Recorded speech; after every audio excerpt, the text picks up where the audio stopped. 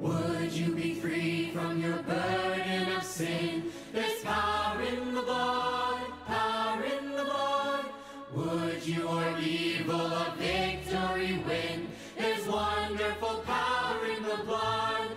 There is power, power, wonder-working power in the blood of the Lamb. There is power, power, wonder-working power in the precious blood of the Lamb. Donc bonjour chers frères et sœurs. Nous allons aborder la deuxième partie de notre préparation pour recevoir cette pluie tant attendue, où déjà nous recevons des gouttelettes de cette pluie. Mais cette pluie d'un peu d'arrière-saison, nous devons la recevoir pleinement. Il y a dans la parole de Dieu quelque chose, malheureusement, qui nous est révélé que peut-être dans notre vie, nous pratiquons. Et peut-être que nous ne nous rendons pas compte. Et ça s'appelle l'incrédulité. L'incrédulité. Donc il y a plusieurs étapes lors de notre préparation avant de recevoir le rafraîchissement venant de la part de Dieu. Donc nous allons explorer certains éléments dans l'histoire de l'Ancien Testament afin de comprendre les enseignements de Dieu. Pour cela, nous allons nous rendre dans l'Ancien Testament afin de ne pas reproduire les erreurs du passé.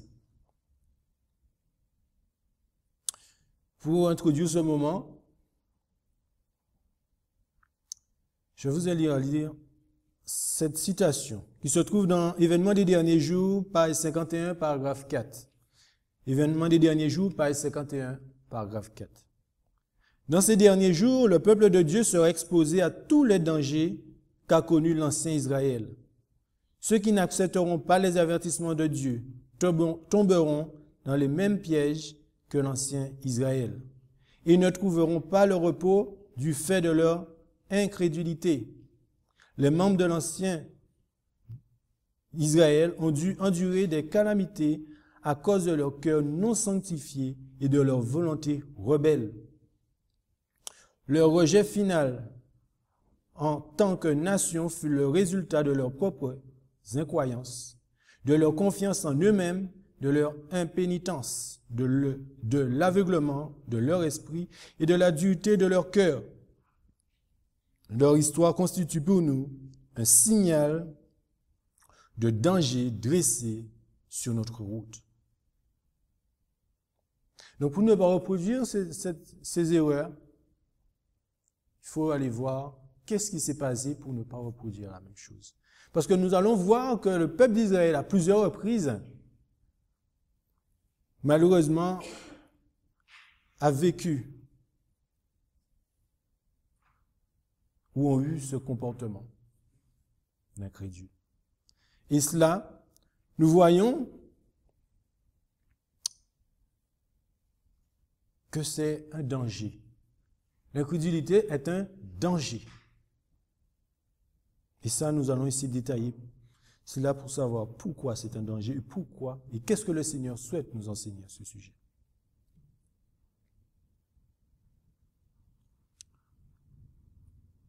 Donc, qu'est-ce qui s'est passé pour que les Israélites qui devaient entrer en Canaan n'ont pas pu y entrer? Et nous allons voir le Dieu d'Abraham, d'Isaac et de Jacob, premièrement, ce qu'il avait dit. Qu'est-ce qu'il avait dit? Prenons nos Bibles dans le livre d'Exode, au chapitre 3, et nous allons lire à partir du verset 7. Exode, chapitre 3, et à partir du verset 7.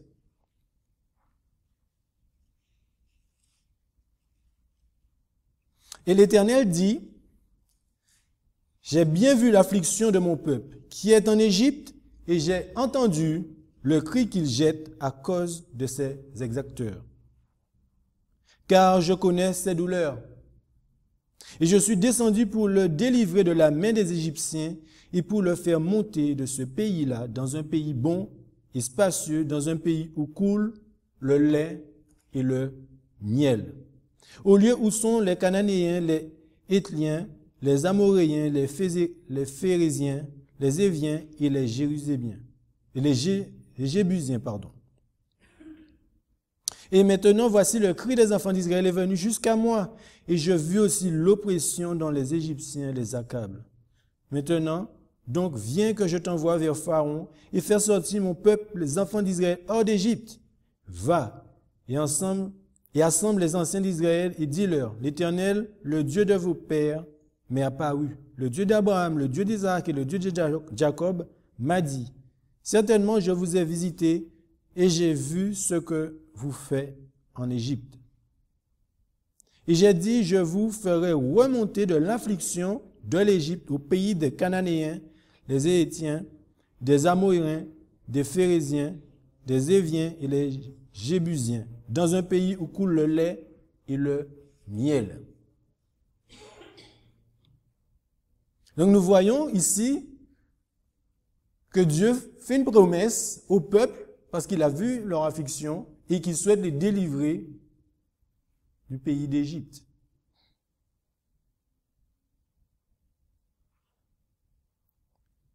Notre Dieu, est-ce qu'il ment? Non. Notre Dieu, il est vrai. Il est fidèle. Et quand il dit quelque chose, c'est la vérité. Donc quand il nous parle, il nous dit quelque chose, il sait qu'est-ce qu'il dit. Il est plus grand que nous. Il connaît nos cœurs mieux que nous-mêmes.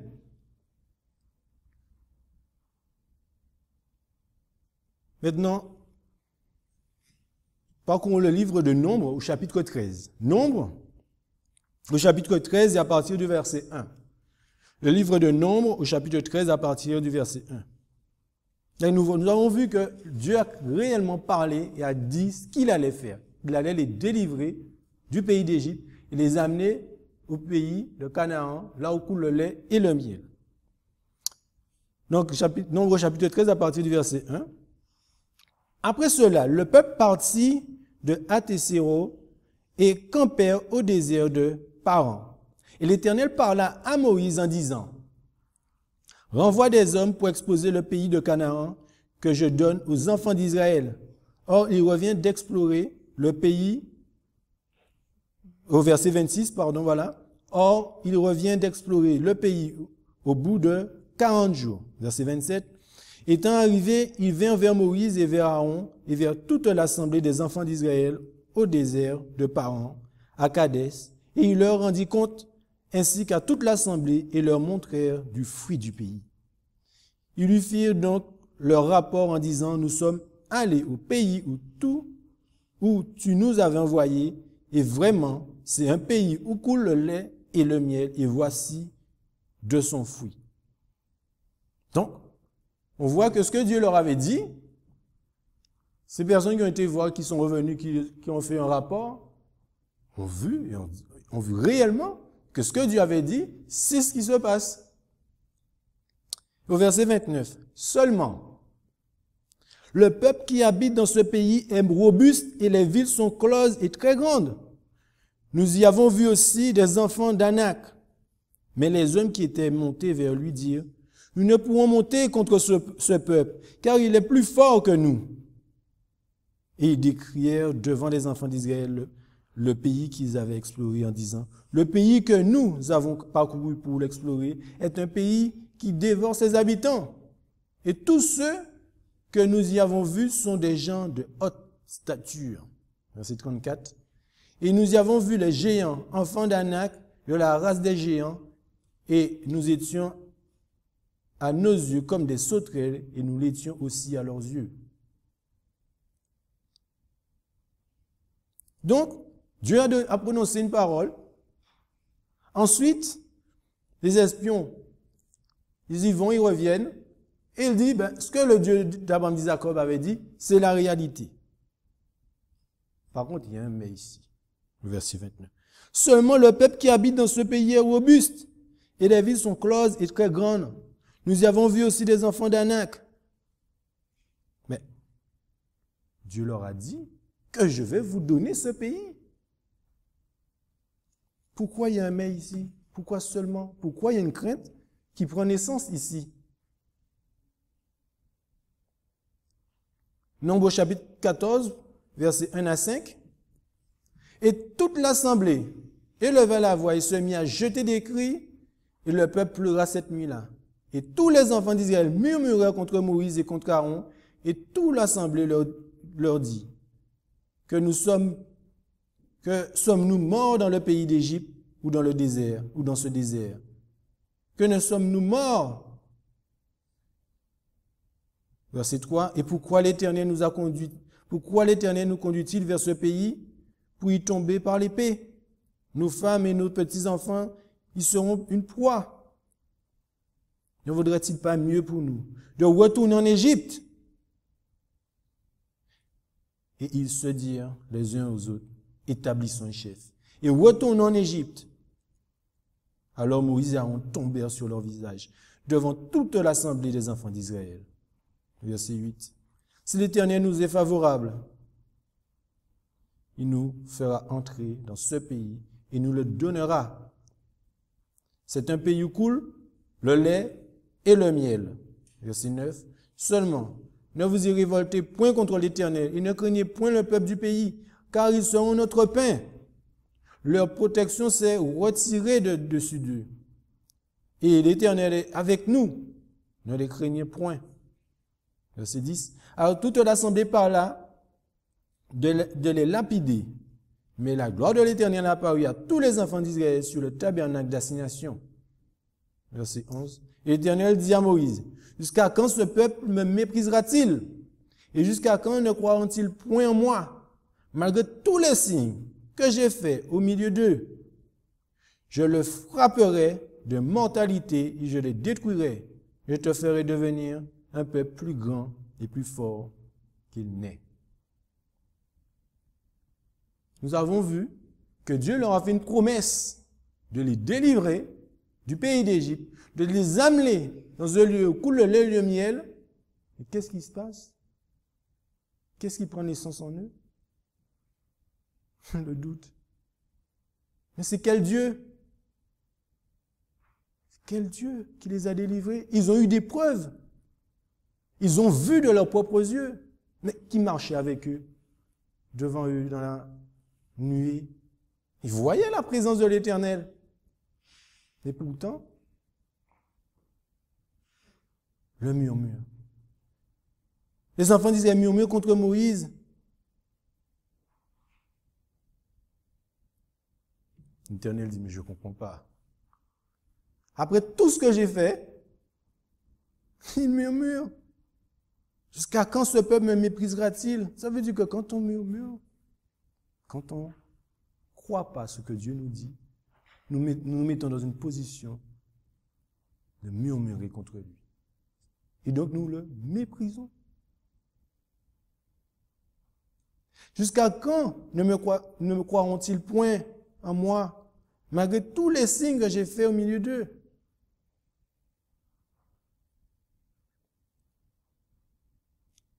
L'incrédulité, Dieu n'apprécie pas cela. Il n'apprécie pas du tout. Et qu'est-ce qu'il dit? Je le frapperai de mortalité, je les détruirai. Je fais une courte parenthèse. Nous avons un Dieu juste.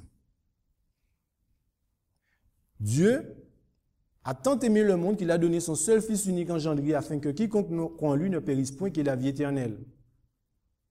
Donc Dieu a fait un don, il a donné son Fils. Pourquoi? Pour nous donner la vie. Donc forcément, à travers ce processus qui a été mis en place pour nous, il y aura une justice qui tombera. Les méchants seront réprouvés, les saints et les justes iront dans le royaume.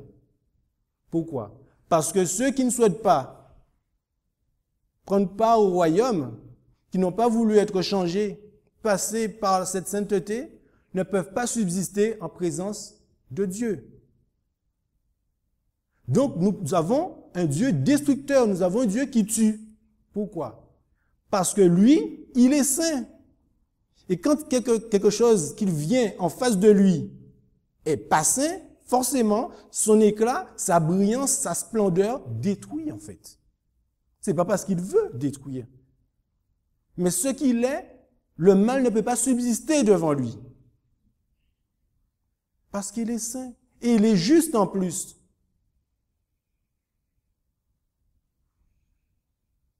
On n'a pas un Dieu méchant. Mais c'est parce qu'il est saint.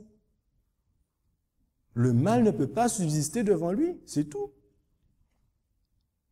Et donc quand Jésus, à qui Dieu lui a donné le jugement, quand la fossile va être lancée pour la moisson, quand ce jugement va être donné, qu'est-ce qui va se passer? Il y aura deux camps, il nous est dit. Ceux qui vont vouloir marcher selon le Seigneur et ceux qui vont vouloir combattre contre lui. Il sera enchaîné pendant 1000 ans. Après la seconde résurrection, qui vont s'allier avec lui, ils vont vouloir faire la guerre aux saints.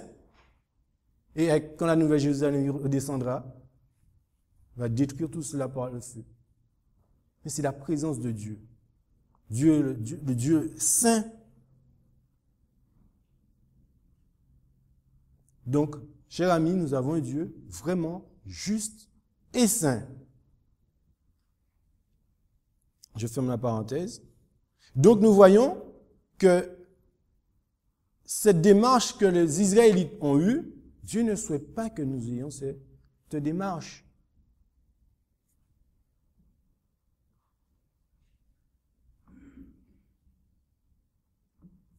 Dans Histoire de la rédemption, page 162, paragraphe 2, nous allons avoir un petit éclaircissement là-dedans. Le Seigneur donne aux Hébreux de rebrousser chemin et de retourner dans le désert en longeant la mer Rouge. Il avait été très près de la terre promise, mais à cause de leur méchanceté et de leur révolte, ils furent privés de la protection divine.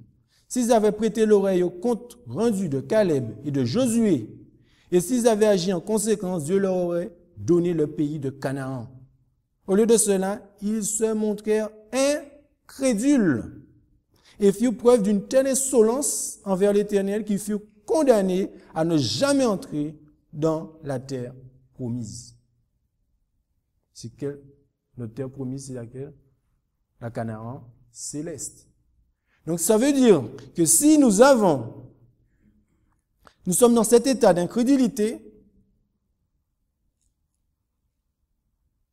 peut-être, et je pense que nous n'allons pas aller dans cette Canaan céleste. C'est dans sa bonté envers son peuple que le Seigneur le fit retourner vers la mer Rouge. En effet, tandis que les Hébreux temporisaient, murmuraient de leur côté, les Amalécites et les Cananéens qui avaient été informés de la visite des espions se préparaient à faire la guerre aux enfants d'Israël.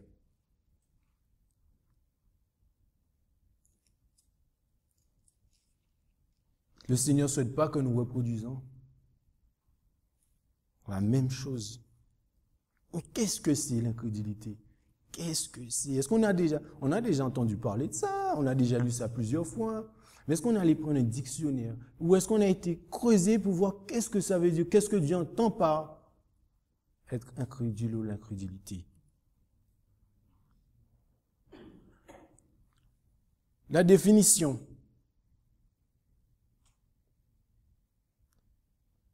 du mot incrédulité. Je vous l'ai montré là, mais on va revenir dessus, car elle existe cette définition. Donc nous voyons que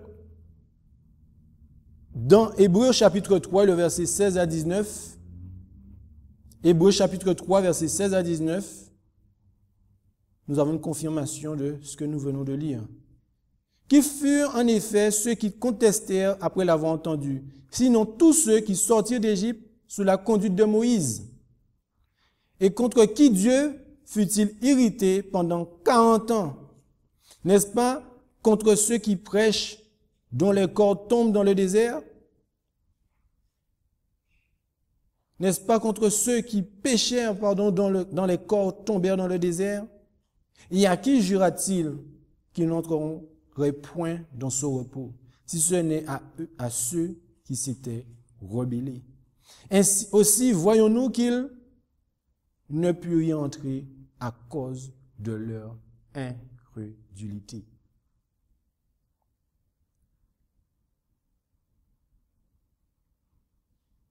Jude, chapitre 1 et le verset 5.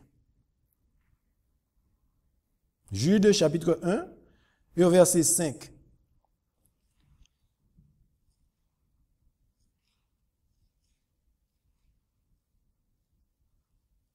Or, je veux vous rappeler, à vous, qui l'avez su une fois, que le Seigneur, ayant délivré le peuple du pays d'Égypte, détruisit ensuite ceux qui ne crurent pas, ou fit ensuite périr les incrédules. Donc là, nous allons voir aussi une notion de foi. Mais pourtant, dans Exode chapitre 14, au verset 29 à 31, donc c'est l'histoire de la traversée de la mer Rouge en sortant d'Égypte. Exode 14, verset 29 à 31.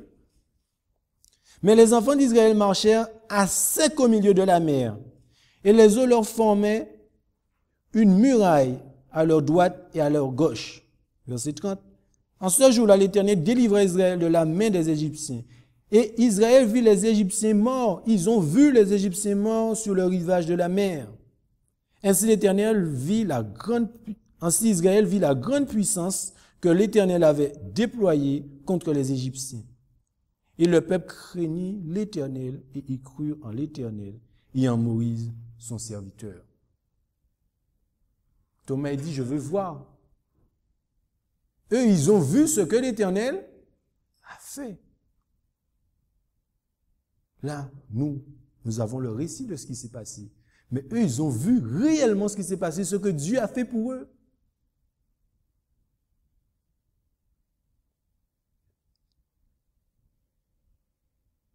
Donc là, nous voyons que Dieu ne voulait pas que les Israélites errèrent pendant 40 ans dans le désert. Il voulait les conduire directement au pays de Canaan. Et les y voir sains et heureux, mais ils ne purent y entrer à cause de leur incrédulité. Voyons cette définition que vous avez du mot incrédulité. Aspitia, le numéro 570 dans la Strong Concordance, qui veut dire infidélité sans foi, manque de foi, incrédulité, faiblesse dans la foi. Ou qui vient aussi du mot apistos, infidèle, sans foi, perfide, non crédible sur les choses, incroyant, incrédule, sans confiance en Dieu. Donc, quand on entend ce mot, incrédulité, nous devons penser à sans foi, manque de foi. C'est-à-dire que les Israélites étaient sous cette position ils avaient un manque de foi. Mais c'est compliqué, les amis. Pourquoi? Parce qu'eux, ils ont vu. Est-ce que nous, on a des manifestations comme eux, ils ont à l'heure d'aujourd'hui? Vous imaginez, le ça lève souvent d'eux, et il vous dit, allez-y. Ils ont vu la mer s'ouvrir. Et pourtant, il y a eu un problème au niveau de leur foi. Alors imaginez-nous.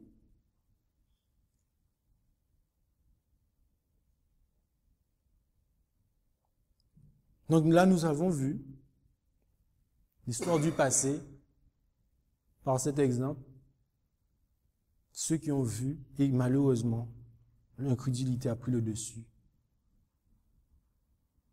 Maintenant, nous allons aller dans le Nouveau Testament. Dans l'évangile de Saint Luc au chapitre 24. Dans le Nouveau Testament, lisons dans le livre de l'évangile de Saint Luc au chapitre 24. Et là, nous allons examiner le cas des disciples juste avant de recevoir la promesse divine. Nous allons explorer cela. Parce que c'est notre devoir d'étudier cela pour comprendre ce qui doit se passer. À partir du verset 1, le premier jour de la semaine, elles vinrent de grand matin au sépulcre, apportant les parfums qu'elles avaient préparés. Et quelques personnes les accompagnaient. Et elles trouvèrent que la pierre qui était à l'entrée du sépulcre avait été ôtée. Étant entrées, elles ne trouvèrent point le corps du Seigneur Jésus. Et comme elles ne savaient qu'en penser, voici 2 hommes se présentèrent à elles en vêtements étincelants. Et comme elles étaient effrayées et qu'elles baissaient le visage contre terre, il leur dit, « Pourquoi cherchez-vous parmi les morts celui qui est vivant? Il n'est point ici, mais il est ressuscité. Souvenez-vous de quelle manière il vous a parlé lorsqu'il était encore en Galilée, disant, « Il faut que le Fils de l'homme soit livré entre les mains des méchants et qu'il soit crucifié et qu'il ressuscite le 3e jour. » Donc Jésus leur dit ce qu'il avait dit. Et elle se souvient de ces paroles. Étant revenue du sépulcre, elles racontèrent toutes ces choses aux 11 et à tous les autres. C'était Marie de Magdala, Jeanne et Marie, mère de Jacques, et les autres qui étaient avec elle, qui dirent ces choses aux apôtres. Et regardez ce que les apôtres ont répondu. Verset 11. Mais ce qu'elles disaient leur parut une rêverie. Une rêverie.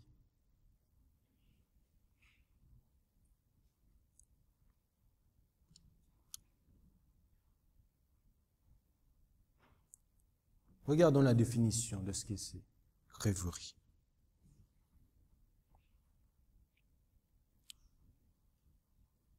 En grec, l'éros, le numéro 3026, parole futile, absurdité. Donc pour les disciples, ce qu'elles sont venues dire, c'était une absurdité.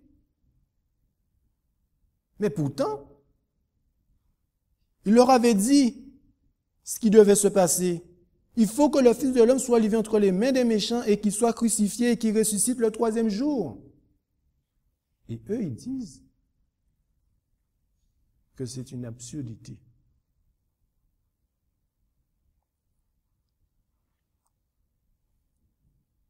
Et ils ne les crurent point.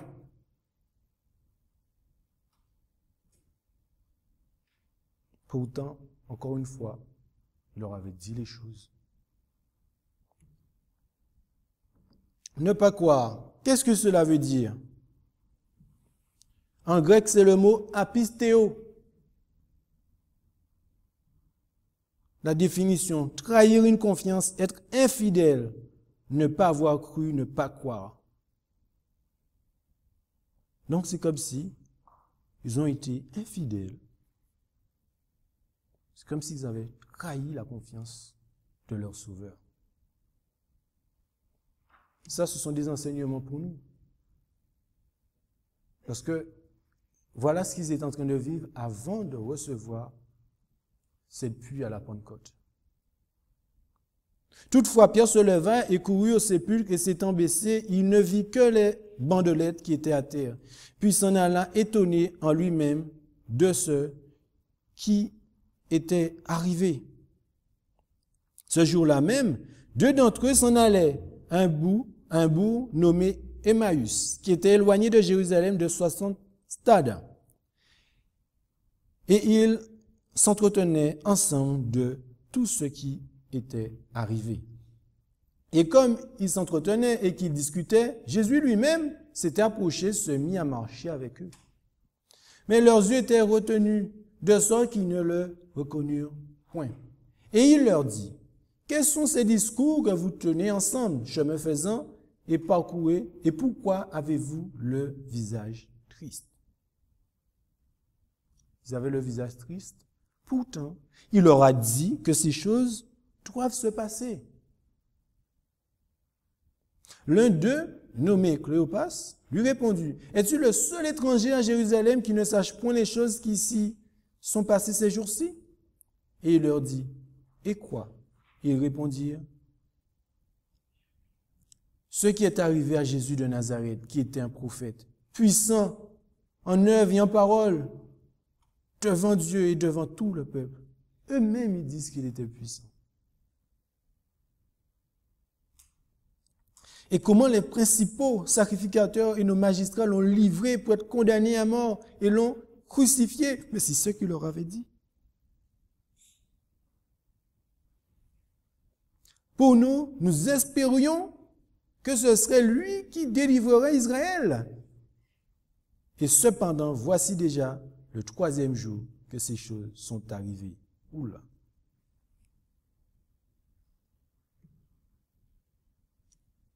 Il leur avait parlé, il leur avait dit que ça devait se passer ainsi. S'il a dit que ça doit se passer ainsi, ça va se passer ainsi. Mais nous espérions, il dit. Nous avons cru, nous pensions. Donc, c'est faux, alors peut-être ce qu'il avait dit Jésus. Il nous a menti, on pensait que c'était ça. Mais en fait, non, puisque ça fait 3 jours et plus rien du tout.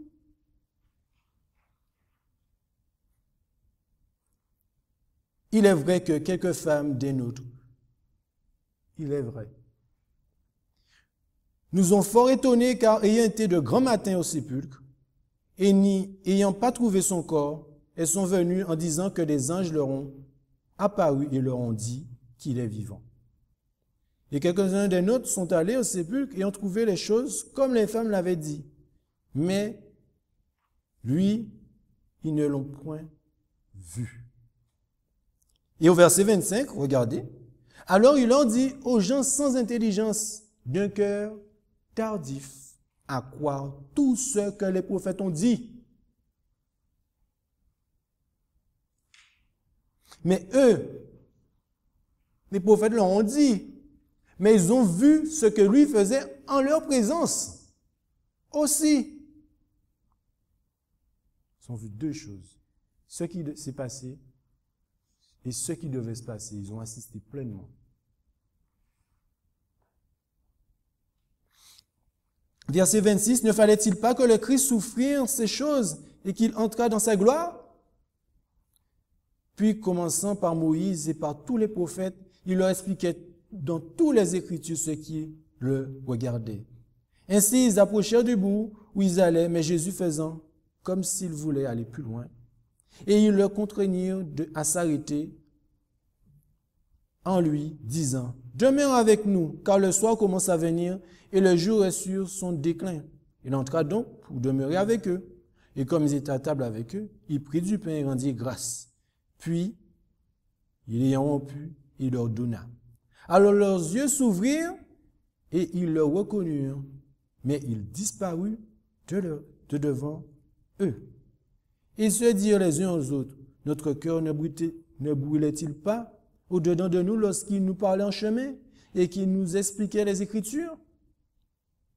Et se levant à l'heure même, ils retournèrent à Jérusalem et y trouvèrent les 11 et ceux qui étaient avec eux assemblés, qui disaient, le Seigneur est vraiment ressuscité.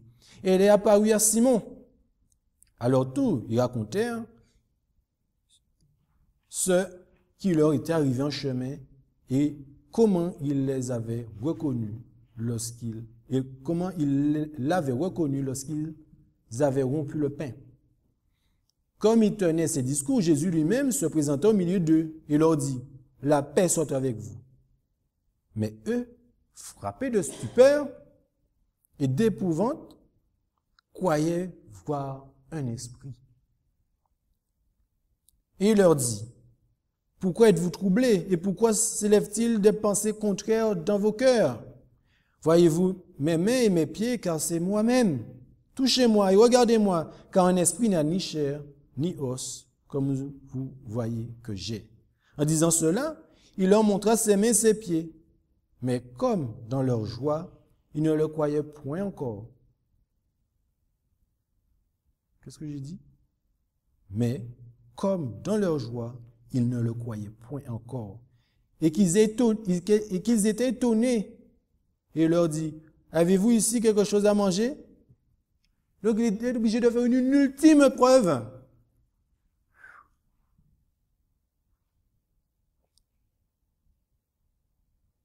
Et ils lui présentèrent un morceau de poisson rôti et du miel en rayon. Et l'ayant pris, il en mangea en leur présence. Et puis il leur dit, c'est là ce que je vous disais lorsque j'étais encore avec vous, qu'il fallait que tout ce qui a été écrit de moi dans la loi de Moïse et dans les prophètes et dans les psaumes fût accompli. Alors il leur ouvrit l'esprit pour qu'ils comprisent les Écritures. Et il leur dit, ainsi est-il écrit, et ainsi fallait-il que le Christ souffrit et qu'il ressuscita des morts le troisième jour, et qu'on prêcha en son nom la repentance et la rémission des péchés pour toutes les nations, en commençant par Jérusalem. Or, vous êtes les témoins de ces choses, et voici, je vais vous envoyer ce que mon Père a promis, pour vous demeurer dans la ville de Jérusalem jusqu'à ce que vous soyez revêtus de la vertu d'en haut. Il les mena ensuite dehors jusqu'à Béthanie, puis, élevant ses mains, il les bénit, et il arriva, comme il les bénissait, qui se sépara d'eux et fut enlevé au ciel. Et eux, l'ayant adoré, sont retournés à Jérusalem dans une grande joie, et ils étaient continuellement dans le temple, louant et bénissant Dieu. Amen. Regardez le parcours que Jésus a fait avec ses disciples. Ils ont su ce qui s'est passé, ils ont vécu les choses avec lui, mais après sa résurrection, il devait montrer encore une preuve. Regardez comment le cœur de l'homme peut être envahi de l'incrédulité. Quand Jésus reviendra, son n'est pas fermé. Quand le Satan va se manifester en ange de lumière, il sera joli, beau, resplendissant. Il y en a qui vont aller l'accueillir. Beaucoup de gens iront l'accueillir. La preuve, ils sont sous projet pour construire le temple, le troisième soi-disant temple à Jérusalem. Pourquoi? Parce que les évangélistes pensent que si cela s'établit, eh bien, on pourra refaire les sacrifices, tout ce qu'il fallait, et le Messie reviendra. Mais est-ce que c'est ce qui est écrit dans les Écritures? Dans la manière dont il est parti, c'est de la même manière qu'il reviendra. Et il ne posera pas un seul orteil sur cette terre. Donc, ça vous dit qu'il est par-ci, par-là, n'y allez pas. Donc, les personnes qui font les projets de prendre pour aller à Jérusalem, pour attendre. Non, c'est pas ce que la Bible dit. Donc, nous voyons que dans le comportement des disciples, qu'est-ce qu'il y avait? Ils ont dit que c'est une rêverie ce qu'elles nous disent.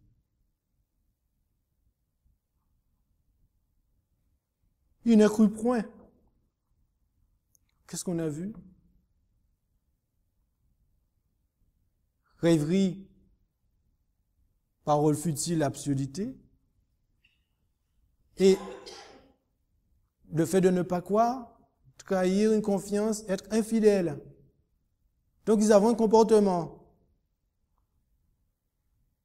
en disant que ce sont des paroles futiles, des absurdités, et ensuite une infidélité. Est-ce que nous avons ou est-ce que nous pouvons avoir ce type de comportement, Isaac? Est-ce que nous sommes lents à croire? Est-ce qu'on a un cœur tardif à croire? Au verset 25. Comme on a lu au début, la foi. Qu'est-ce qu'il a dit? Quand tu reviendras, est-ce qu'il en trouvera? C'est dur, les amis, hein, franchement. Parce que nous, non seulement on a les preuves d'Israël, on a les preuves des disciples, et en plus on a l'esprit de prophétie. Alors là, qu'est-ce qu'on veut d'autre?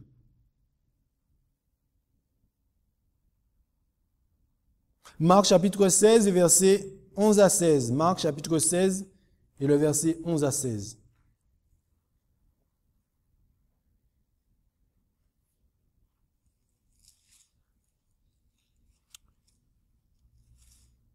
Quand ils entendirent qu'il vivait et qu'elle avait vu, il ne le crut point, apistéo, comme on a vu tout à l'heure là. Il n'arrivait pas à croire. Être infidèle. Verset 14.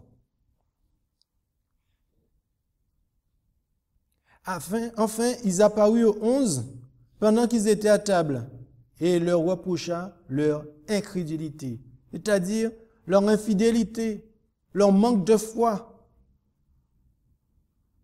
et la dureté de leur cœur, parce qu'ils n'avaient pas cru ceux qui l'avaient vu ressusciter. Il ne faut pas que nous soyons dans cet état. Au verset 16, celui qui croira et qui sera baptisé sera sauvé, mais celui qui ne croira pas, apistéo, celui qui sera infidèle, sera condamné.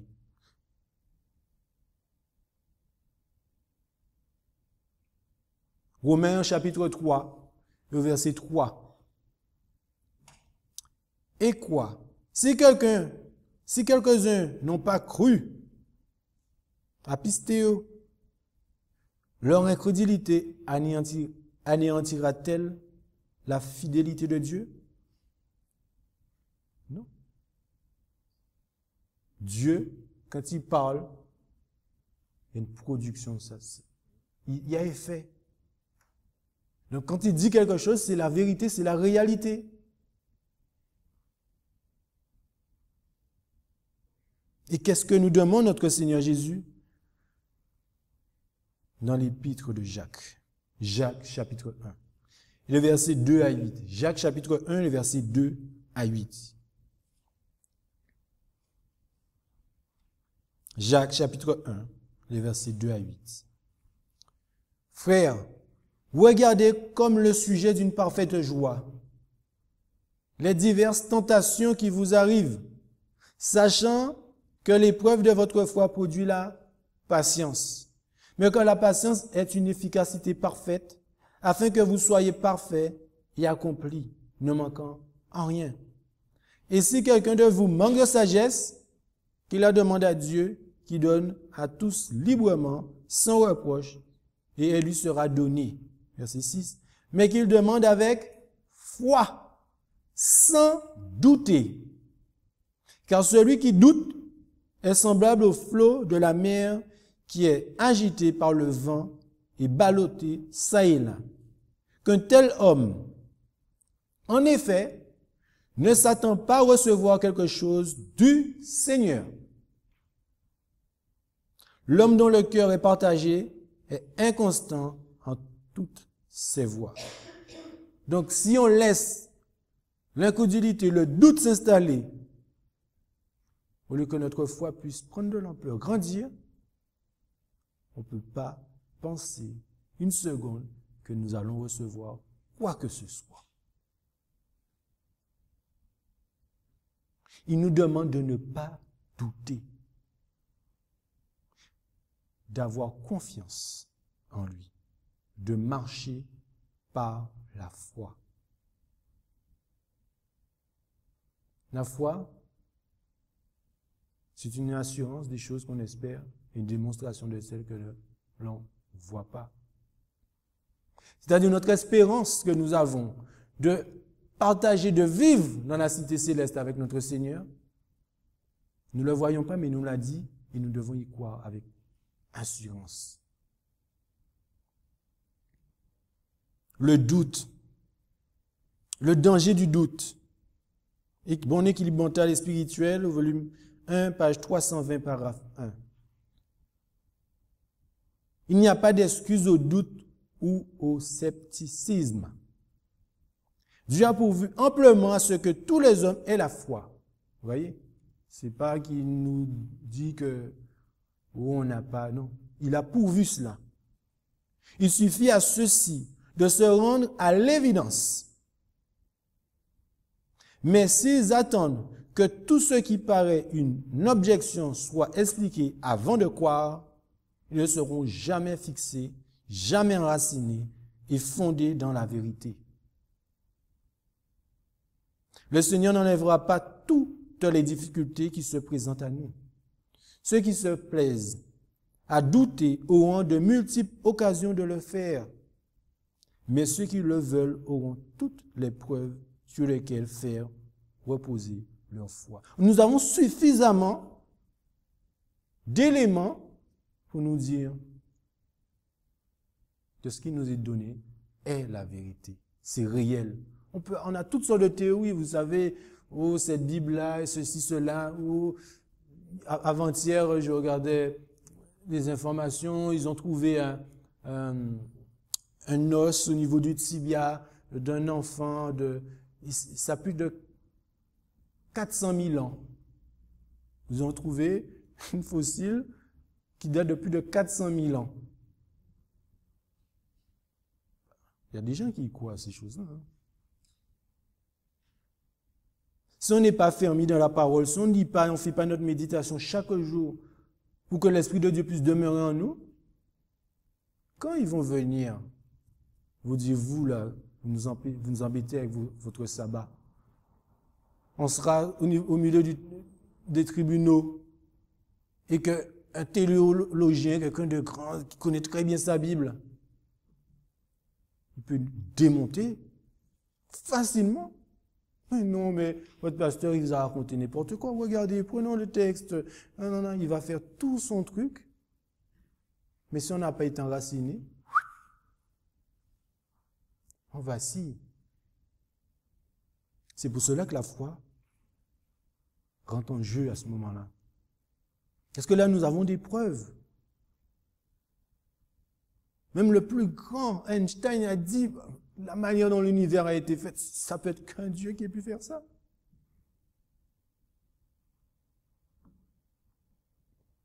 Conseil à l'Église, page 279, paragraphe 3. Tout croyant qui s'approche du Seigneur avec un cœur sincère et lui adresse sa requête avec foi, recevra une réponse. Donc, si on ne reçoit pas de réponse, peut-être on se dit, bon, il n'a pas entendu, etc., ou peut-être qu'il ne m'écoute pas. Mais non, requête avec foi. Ça veut dire que quand on va lui demander, ou on lui fait part de quelque chose, on doit y croire pleinement. Vous ne devez pas douter des promesses de Dieu si vous constatez que vos prières ne sont pas exaucées sur le champ. Ne craignez pas de vous confier en lui. Comptez sur sa promesse, car il a dit, demandez, vous recevrez. Jean 16, verset 24. Il a trop de sagesse pour se tromper et trop de bonté pour refuser aucun bien à ceux qui marchent dans l'intégrité. Psaume 84, verset 12. L'homme est sujet à l'erreur et bien que ses requêtes montent dans un cœur honnête, il ne demande pas toujours ce qui est bon pour lui ou ce qui sera à la gloire de Dieu.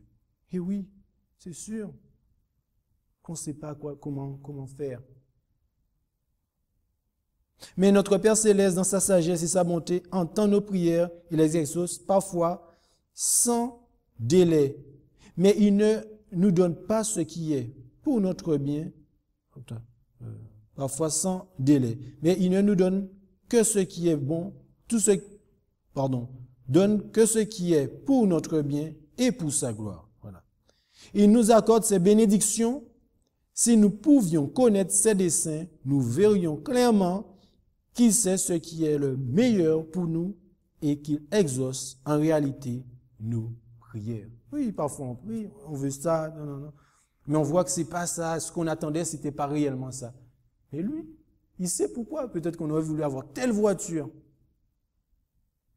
Mais lui, non, il va pas nous donner. Pourquoi? Ça se trouve que quelqu'un va acheter cette voiture-là, quelqu'un de malhonnête, ben, on voit que malheureusement la voiture a plein de problèmes. Mais lui, il avait vu. Il avait anticipé pour nous. Il va nous donner quelque chose qu'on n'aurait jamais soupçonné. Mais on a dit, mais pourquoi je l'ai pas? C'est celle-là que je voulais. Mais non, lui, il nous aime, donc il veut le meilleur pour nous. S'il ne nous donne pas ce que nous avions demandé et qui nous aurait nui, en échange, il nous envoie ce dont nous avons vraiment besoin. Amen.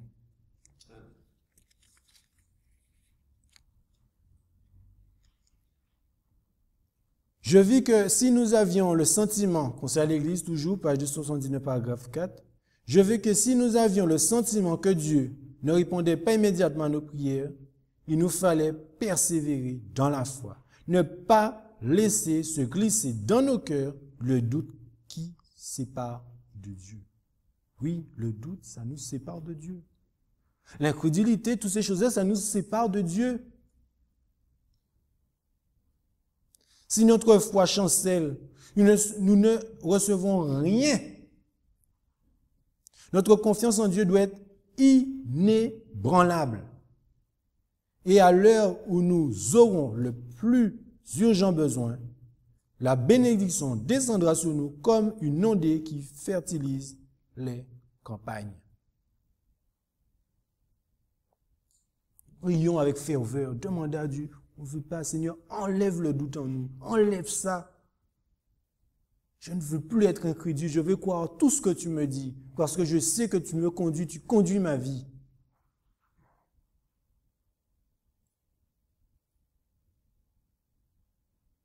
Et les apôtres qui étaient en présence de Jésus, qu'est-ce qu'il leur a demandé? Prenons nos Bibles. Prenons nos Bibles en Luc, chapitre 17, verset 5. Luc. Et nous pouvons faire cette demande au Seigneur chaque jour. Luc chapitre 17 et le verset 5.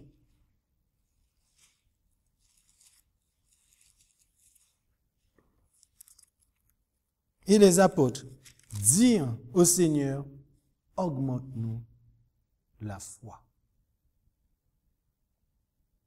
C'est notre devoir, les amis, de demander à Dieu de nous augmenter. Chaque matin, tous les jours, demande-lui d'augmenter notre foi. Parce que c'est ça qui peut nous faire faillir.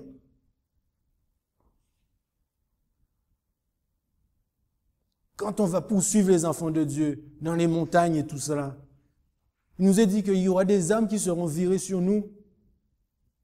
Et si on a cette ferme assurance que nous avons la victoire par l'Esprit, qu'on atteigne notre chair ou pas. Jean Hus, qui était au milieu des flammes, qu'est-ce qu'il faisait? Il chantait. C'est quelle foi ça?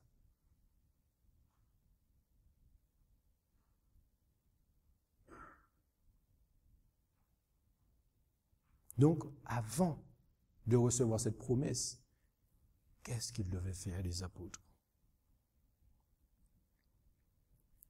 Tandis que les disciples attendaient l'accomplissement de la promesse, ils humiliaient leur cœur dans une véritable repentance et confessaient leur incrédulité. C'est ce qu'on a vu ce matin dans la première partie. Premièrement, ils humiliaient leur cœur dans une véritable repentance en confessant leur incrédulité. Mais oui, parce qu'ils avaient tout pour croire. Il est en présence de lui. Tous en se remémorant la parole que le Christ avait prononcée avant sa mort, ils en pénétrèrent davantage le sens. Merci. Les vérités qui s'étaient effacées de leur mémoire, oui, nous sommes des êtres oublieux, revenaient à l'esprit et ils se les répétaient l'un aux autres. Oui, nous sommes là pour nous rappeler ces choses-là aussi. tout en se reprochant leur manque de compréhension à l'égard du Sauveur. Là commence à rentrer dans une profondeur de ce que c'est réellement de se repentir.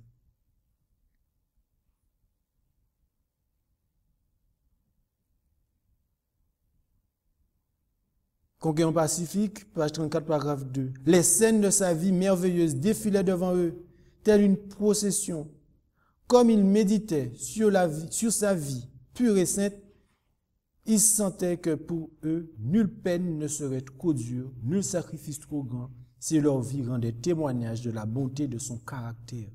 Oh, si seulement il leur était donné de revivre les 3 années écoulées, comme ils agiraient différemment. S'ils pouvaient seulement revoir leur maître,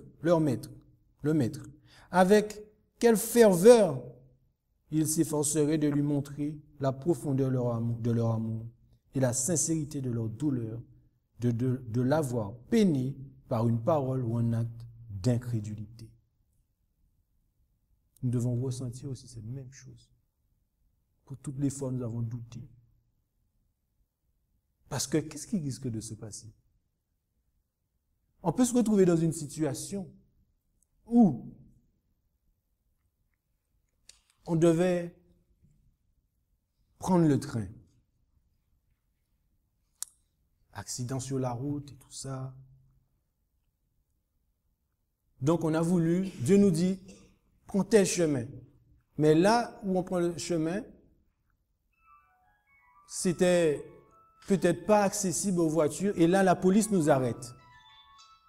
La police nous arrête. Qu'est-ce qu'on va dire?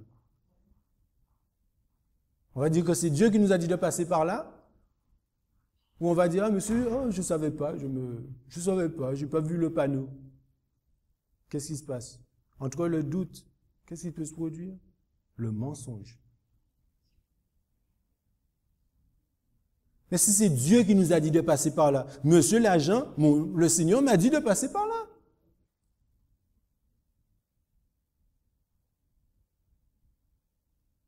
Parce que qu'est-ce qui risque de se passer? Si on dit la vérité, on ne sait pas qu'est-ce que le Seigneur va faire dans le cœur de ces agents de police.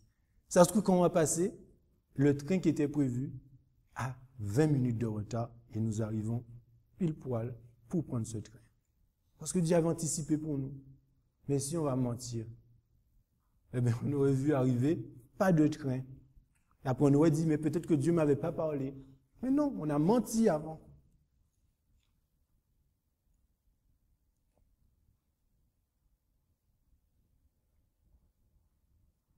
Mais ils se confortaient en pensant qu'ils étaient pardonnés. Et ils résolurent dans la mesure de leur force d'expier cette incrédulité en confessant courageusement le Christ devant le monde. Ils avaient cette envie de ne plus continuer dans cette incrédulité. Nous devons avoir aussi cette envie de ne plus continuer dans cette incrédulité, de marcher par la foi, de croire. De croire. Jésus-Christ, page 92, paragraphe 3. Le regard du Sauveur paraît pénétrer dans le ciel, tandis qu'il épanche son âme dans la prière. Il sait à quel point les cœurs des hommes ont été endurcis par le péché, et combien il leur sera difficile de discerner sa mission et d'accepter le don du salut. Mais regardez ce qu'il fait pour nous. Il plaide auprès du Père pour obtenir la puissance qui vaincra, quoi? Leur incrédulité. Nous avons un avocat qui plaide pour nous pour que nous puissions vaincre cela, les amis. Qui brisera les chaînes que Satan a rivées autour d'eux et qui pour eux amènera la défaite du destructeur. Il veut un témoignage de Dieu acceptant l'humanité en la personne de son Fils. Donc, il a été fait comme nous, notre Seigneur Jésus. Homme, fait chair. Donc il sait, il est le seul amené à connaître ce que nous pouvons vivre.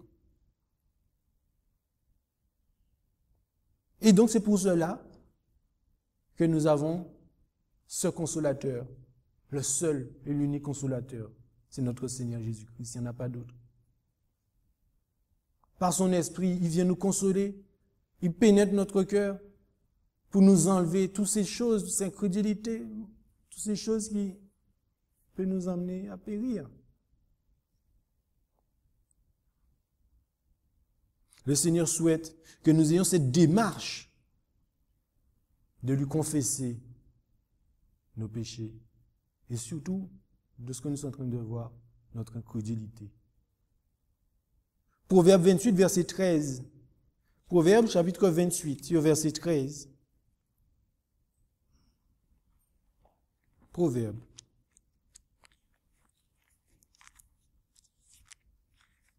Chapitre 28 et au verset 13.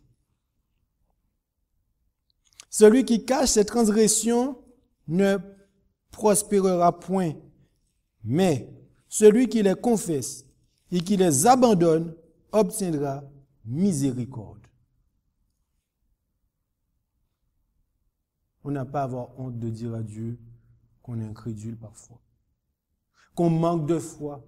Au contraire, nous devons lui dire, Seigneur, je manque de foi, augmente-moi ma foi.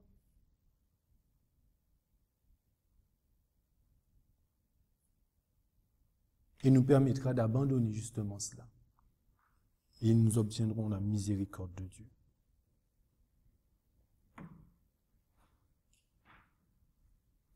Le meilleur chemin, page 35, paragraphe 4. Ceux qui ne se sont pas humiliés devant Dieu, en reconnaissant leurs péchés et n'ont pas encore rempli la première condition de la réconciliation. Si nous n'avons pas éprouvé cette tristesse, dont on ne se repent jamais, si nous n'avons pas confessé nos péchés d'un cœur contrit et rempli d'horreur de la pensée de nos iniquités, nous n'en avons jamais véritablement cherché le pardon. Je reprends. Si nous n'avons pas éprouvé cette tristesse d'avoir comme les disciples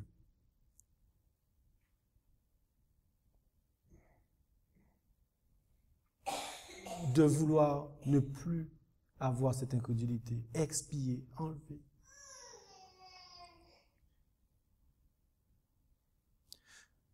Si nous n'avons pas éprouvé cette tristesse dont on ne se repent jamais, si nous n'avons pas confessé nos péchés d'un cœur contrit, rempli d'horreur à la pensée de nos iniquités, donc un cœur contrit et un cœur rempli d'horreur à la pensée de nos iniquités, nous n'avons jamais véritablement cherché le pardon. Et si nous ne l'avons jamais fait, nous ne pouvons pas avoir trouvé la paix de Dieu. L'unique raison pour laquelle nous n'avons pas le pardon de nos péchés passés, c'est que nous ne voulons pas nous humilier et nous conformer aux conditions de la parole de vérité.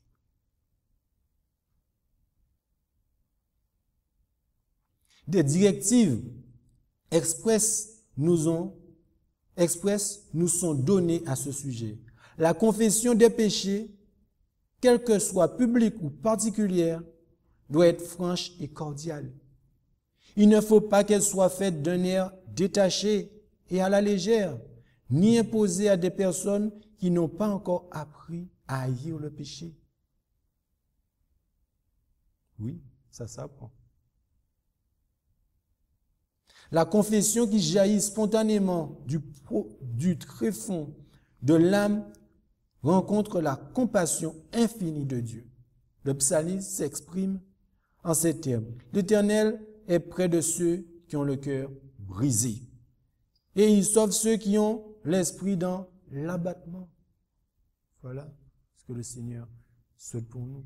Que nous ayons et que nous vivons cela. On peut lire, on pourra toujours lire ces choses-là. On pourra toujours lire. Ou quelqu'un va nous le lire si on ne voit plus.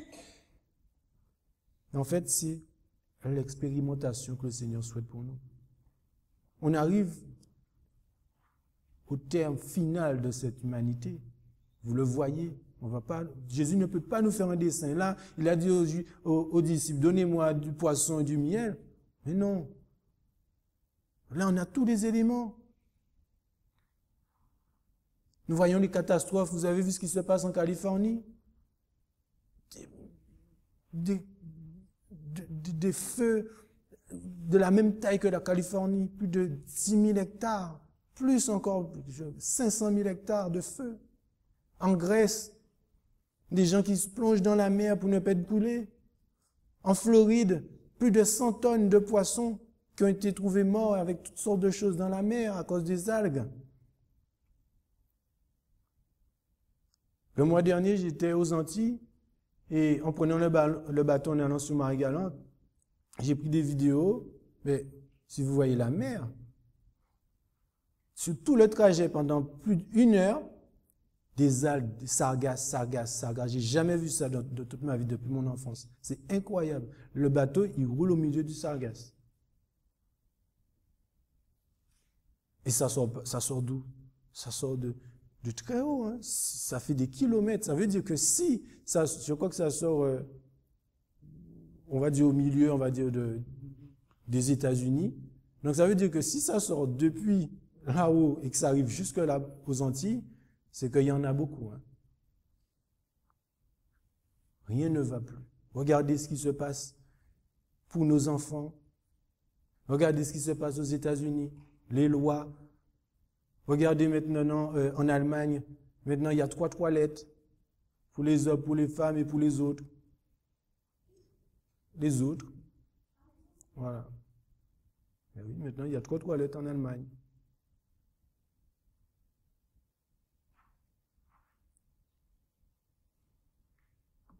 La confession véritable est toujours précise et avoue des péchés déterminés. Ça veut dire qu'on doit nommer, dire, Seigneur, je suis incrédule, je manque de foi, Seigneur. C'est notre papa, on n'a pas à avoir honte de lui dire. Hein. Certains péchés sont d'une nature délicate et ne peuvent être confessés qu'à Dieu seul. D'autres doivent être confessés à ceux qui en ont été les victimes. D'autres, enfin, sont des fautes publiques et exigent une confession publique. Mais toute confession doit être explicite, directe et nommer les péchés même dont on s'est rendu coupable. On a tous les éléments. On ne pourra pas dire qu'on ne savait pas. On a des explications. Comment faire, vous imaginez? On a une notice.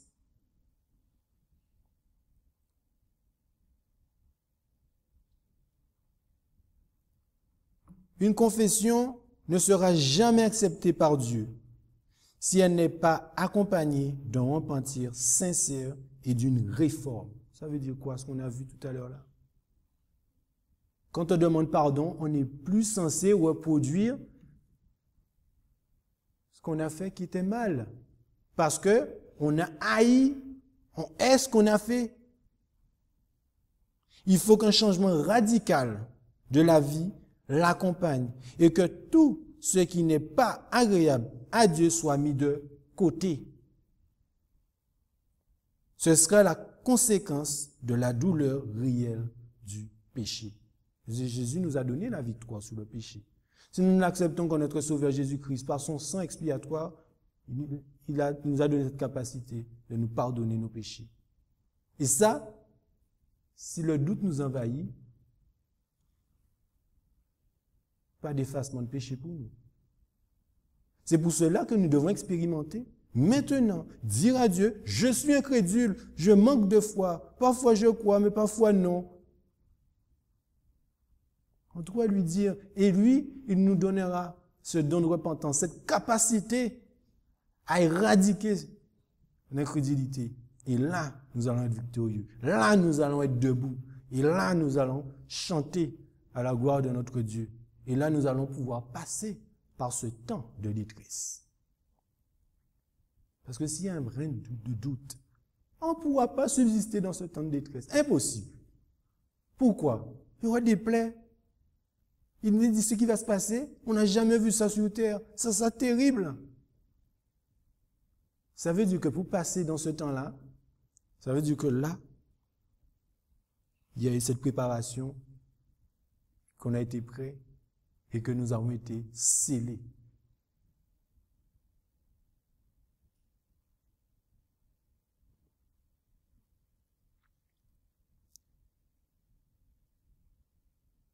Donc nous devons remettre notre incrédulité au pied de notre Sauveur.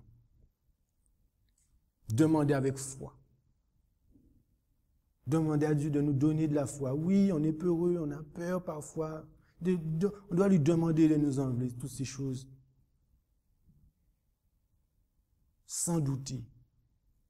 Car il est le Dieu, le seul qui est capable de nous délivrer de toute situation. Et nous avons la preuve qu'il l'a fait pour les Israélites. Eux, ils ont vu la mer s'ouvrir, vous imaginez?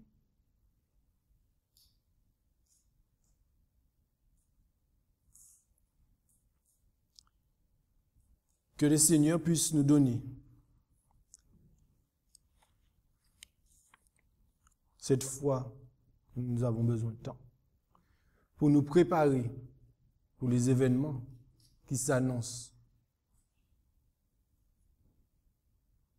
Nous devons apprendre à nous humilier, à confesser, à se repentir,